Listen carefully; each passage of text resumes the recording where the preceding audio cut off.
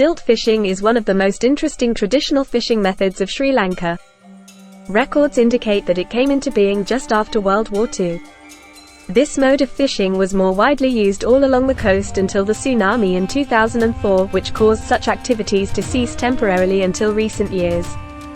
The beautiful sight of fishermen perched branched poles as they fish skillfully during dawn, noon and dusk can now be commonly along the southern coast in towns such as Kagala, Kathalawa and Ahangama. Occasional stilt fishermen can also be seen amongst the waters of Madu River, etc. Though stilt fishermen make the activity seem easy and comfortable, stilt fishing requires much skill and balance. A vertical pole with an attached crossbar is embedded into the seafloor among the shallows, or on a riverbed. The crossbar allows the fisherman to be seated a couple of meters above the water, causing minimal shadows on the water and hence little to no disturbance amongst the sea life. The stilt fishermen then use a rod from this precarious position to bring in a good catch of spotted herrings and small mackerels from the comparative shallows of the sea or from the river. They collect the catch in a bag tied to the pole or to their waist.